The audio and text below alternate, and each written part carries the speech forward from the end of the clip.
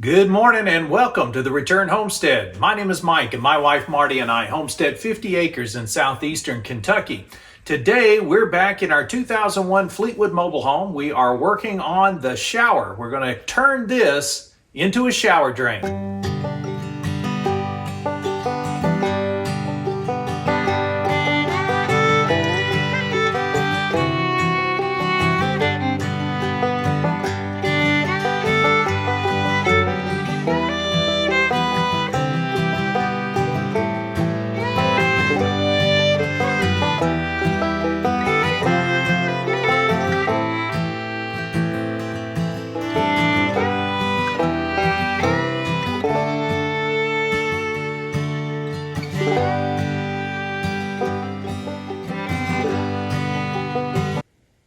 If you've been following along, you know that this is our bonded drain flange, and that drain flange is going to attach directly to the pre-sloped foam shower pan that's going to get glued down to the subfloor in the bottom of the shower.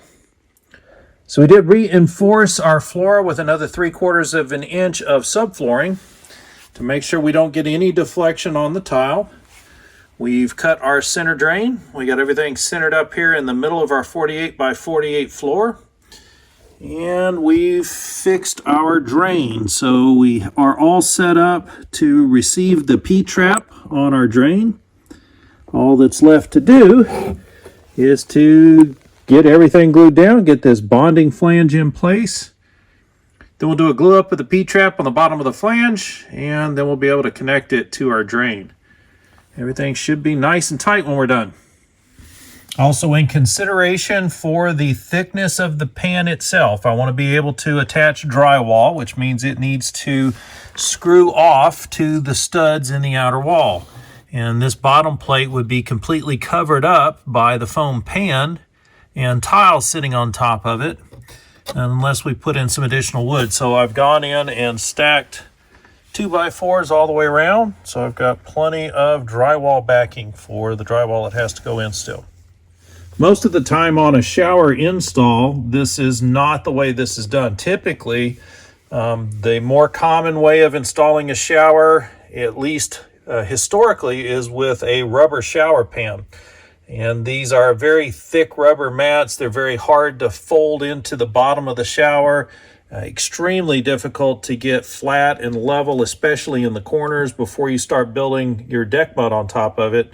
And you do need to give yourself a 2x6 if you're going to use a standard rubber pan, because you need all of this backing to hold that rubber up onto the wall so you get a good tight seal. But using this foam pan, we're moving the waterproof membrane to the surface right underneath the tile. And that way we can keep everything nice and tight without having that big thick piece of rubber in the bottom. So that's why we use the 2x4s instead of 2x6s in our stud bays. So when you're setting the pan, this pre-slope pan, it is a styrofoam pan. You do want to use a polymerized thin set. We did have some polymerized thin set available. Gotten it mixed up, and I've left it just a little bit loose. That's going to make sure we get a nice thin coat. We don't want a whole lot. We're not trying to add thickness to the floor. I think that's going to work out just fine. All we got to do now is get our 1/4 inch notch trowel, and we're ready to go spreading some mud here. Yeah, formula here. Get the mud on the floor, get it spread out. And then we'll use the 1/4 inch notch to make sure it's got the right thickness. We'll make sure we get edge to edge coverage.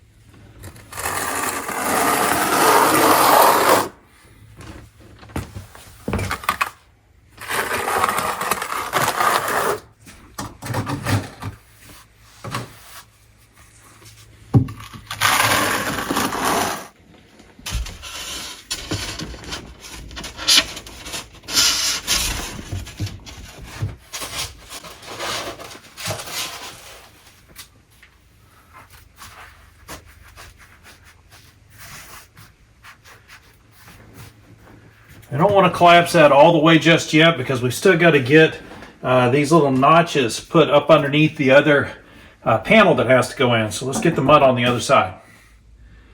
And just like that, we've got a shower pan installed. Well, it took a little bit longer to actually set the pan than the 10 minutes it requires to let the thin set sit after you mix it.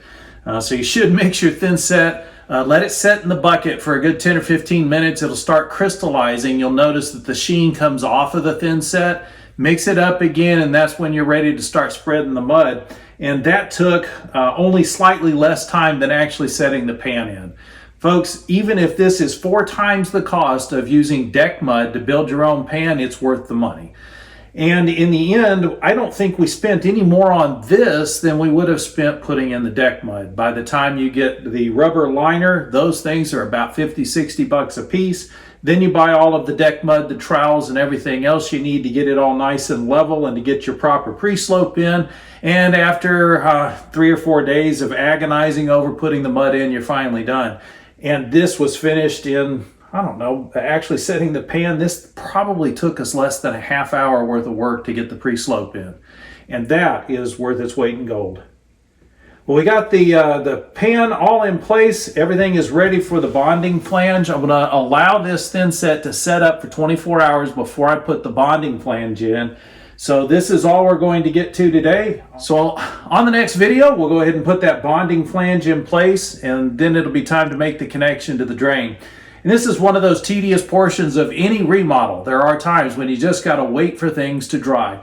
If you just put drywall mud up on the wall, you're going to need to let it set for 24 hours before you sand it. And if you just glued down a preformed pan in your shower, you really need to give 24 hours for that thin set to set up before you start any other part of the process. So we're going to have to wait on this. We'll start working on plumbing on the sink, and we'll start getting some of that lined up while we wait on this stuff to dry. We appreciate you joining us here on the Return Homestead today. If you haven't subscribed to the channel yet, please take a minute to jump in there and hit that subscribe button. If you wouldn't mind, hit the thumbs up button while you're in there so the algorithms know to share this video out with more people. As always, consider how you are going to return to the land, return to labor, and return to life. We'll see you next time.